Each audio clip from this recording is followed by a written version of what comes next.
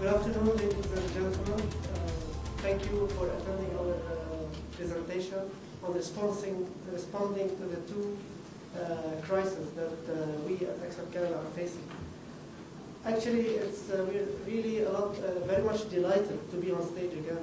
And to begin, let me just reintroduce my team, Team Newton. We have Mr. Karim, Phil, and Edgy. To start with, I'd like to give you some sort of a summary of what we did in the morning, just to give you feedback about the company and what are the key metrics that we actually suggested in our strategy.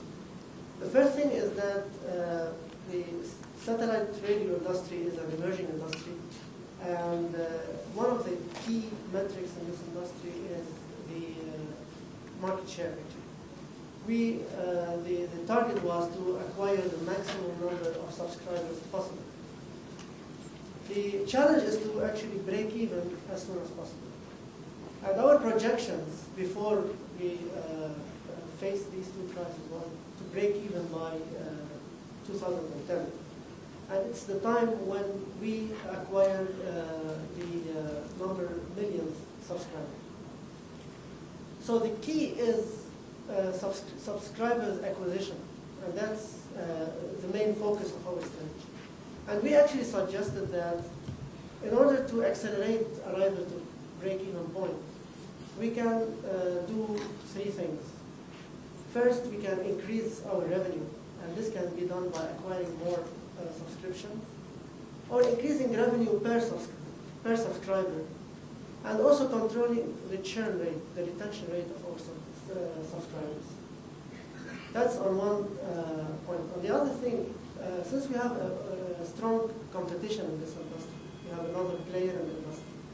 And to make the thing more crystal clear for us is that we are fighting a battle against a competitor, as well as we're trying to prove the viability of an emerging industry. So the second issue, we said that it's differentiation. We have to differentiate on content, differentiate on service. Premium content, premium service. And the third thing was tapping into new niche markets. And we suggested rural areas. That was when the world was very good with us, smiling at us, before the two crises that we just faced in the morning. So what are these two crises? Keeping in mind that customer acquisition is key for us. These two crises, as you see in the handout with you, we are faced by a price competition from our rival. And this term SAC is actually the cost of acquiring a new subscription acquisition cost. The cost we pay to acquire a new subscriber. So the competitor have reduced the price of the receiver, the hardware device, by 20%.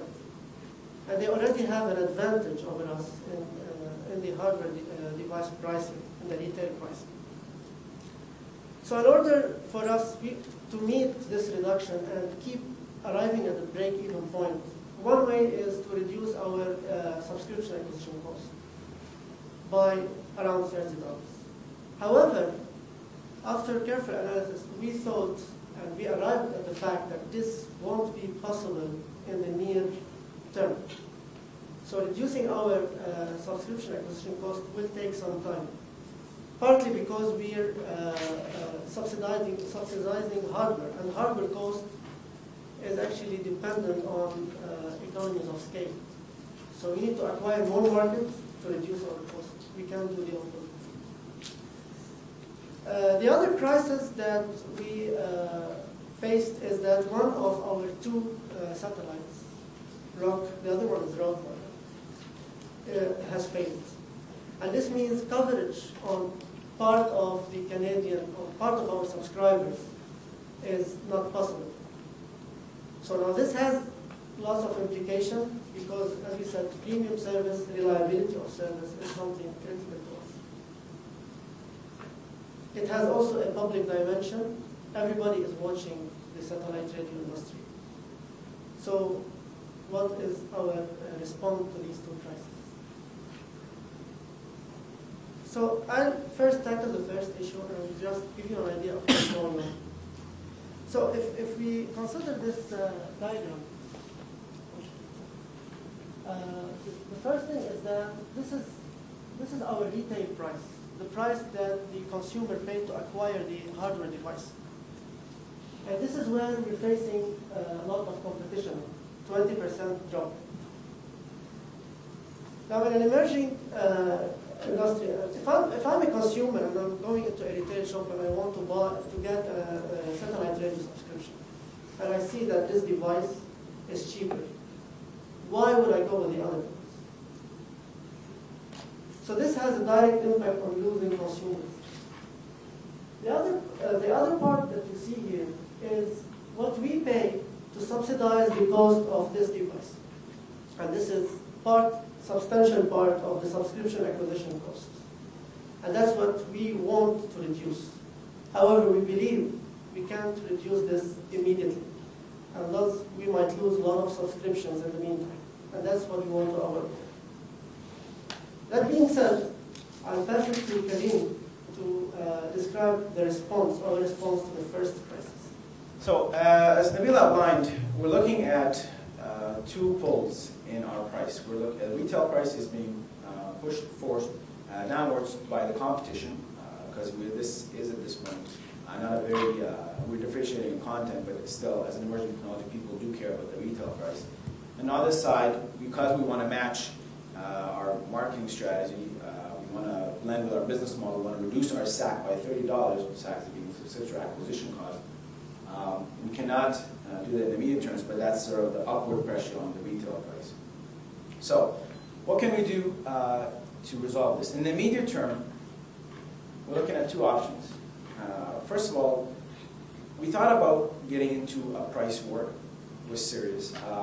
Only issue we see with that is that we're already running into a very slim margin, and we don't see that as a good strategy to proceed with, especially if we're going to keep falling into that. It could be a competition that will continue on and on and will just lead to margin erosion. So how can you sell your radio devices, even though they sell for a little more, but at the same time maintain the market share that you're after? Since, as I said earlier, or as Nabil said earlier, that the customer acquisition is very important to us. A 3-month offer for a free subscription, which is already what we do now. Our big market is OEM. This will convince people to get into the satellite radio business again and go with XM. And we feel that this market is a market where once you subscribe to a particular service, switching cost of going from getting a new device and changing the whole content wouldn't really justify making that switch. If we can just sort of hook them in, we can elongate our revenue source, because at the end our subscription fees are exactly the same as Sirius. So we'll capture the customers that way. Despite the price reduction, we can sell it as, yes, the price of our devices are slightly higher than those of Sirius, but we do offer the 3-month free subscription, get the customers on board, and we can maintain longer-term revenues. So I'll take care of the price side for price-sensitive consumers. Now, what else can we use to sell our devices? It is content and hardware, two things that we can compete on. We have exclusive content that Sirius doesn't have. On the other hand, we have other features that go with our devices, such as MP3 players, PVR to record the music. If we can highlight some of these features, as well as I should mention the sound quality, we've been approved by a number of viewers as having a better sound quality than our main competitor. So leveraging all these features and pluses, we can justify the difference in price. So that'll take care of an immediate response plan. In terms of immediate term response, XM owns 23% of our equity, and we believe they have a very vested interest in how well we do in this market. And a crisis, as we're facing in terms of a price cut, would really hurt us in terms of revenue if we lose any customers, if we lose some of this market share. So we feel that we have a good case to present to XM in terms of them making some concessions on the price of the radios that they sell us, which will basically affect from the slide right before that, it will reduce the overall bar. And we'll just lessen the pressure that on us on matching the retail price. So that's one argument. The other argument we'll go over is the technology cost. The cost of technology is continuously decreasing, and we believe that acquiring a market share at this point is more important than trying to make the money on the devices, on the radio devices, where you're subsidizing it. So we can sell the idea by saying, yes, we'll get a hit on margins now, but we'll acquire a customer base that will sustain a definite or sort of long-term revenues, which is what we're really after. So a combination of these two strategies will take care of the immediate price competition. In terms of the subscription acquisition cost, one of the strategies that we will implement to take care of the price competition will actually help us here. Again, because there's one of the same bar. We reduce over bar, we will have to lower our SAC by less than we would have. So it says $30 SAC reduction. We might not have to be able to do that right away, but we'll be at least up for a $20 reduction. In the long term, we'd want to look into sourcing cheaper components, since the radio subsidy is the largest component of SAC. So that would be our key to get a cheaper radio device, and therefore put less pressure on us to have to reduce this. In terms of impact on revenue, which I'm sure you're all interested in, how does this affect our numbers? Our projected subscription base is 190,000 if in year 2007 in the first quarter.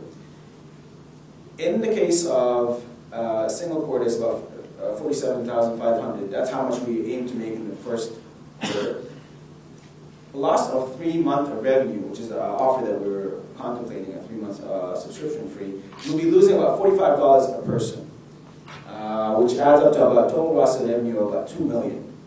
$2 million out of the expected $7 million, had we not had to deal with this crisis, is 30% of the overall revenue.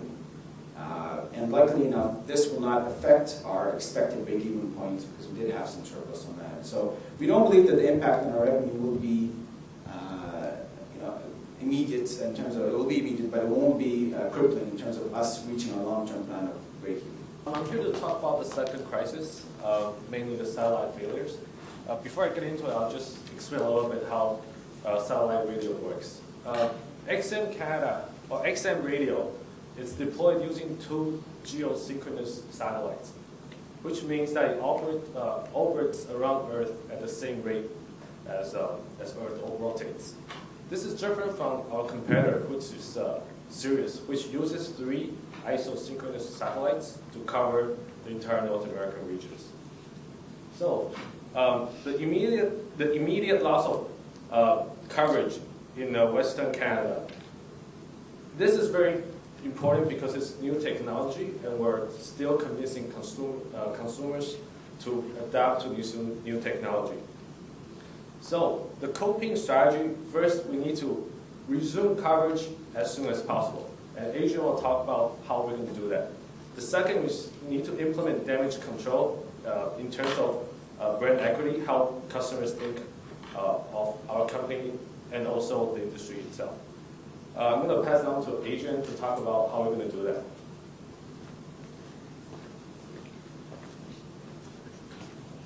Thank you, Phil. So XM Canada, we see XM Canada's coping strategy as having a short-term focus and a long-term focus. Obviously, right off the bat, the primary importance is reinstating coverage to Western Canada, which represents, we assume, about 1/3 of our subscriber base. So we see the best way to do that is to approach a third-party satellite operator. There's actually satellite broadcast lease markets. There are companies that do provide coverage of North America on a short-term basis.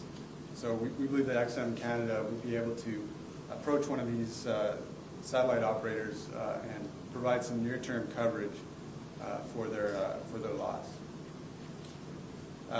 Also, there is, as you may know, the XM Canada makes use of a repeater network in order to enhance its coverage in certain urban areas. And there may be some opportunities to take advantage of those existing repeater networks without the necessitating the use of a satellite input. Secondarily, of immediate importance is damage control. Obviously, to have a satellite go down in a satellite business has huge implications for your brand, for your customer service, and your ability to bring on new customers. So we believe that XM Canada, one of the ways that XM Canada can limit this damage is to prove to their customers that, as a retail company, XM Canada is putting their customers first and has their customers' best interests at heart. The way they can do that is to be transparent about what's happened and to be proactive in contacting, where possible, customers and educating them as to what exactly has happened and what the options are and when they can possibly expect their coverage to be resumed if it, in fact, is going to be out for a significant period of time. Of course, there will be some lost revenue or increased costs due to this outage, either from having to lease third-party satellite coverage, having to reimburse present subscribers for lost service. So that's an important consideration, and there may be opportunities to seek concessions in licensing arrangements from XM USA in the short term in order to mitigate these increased costs.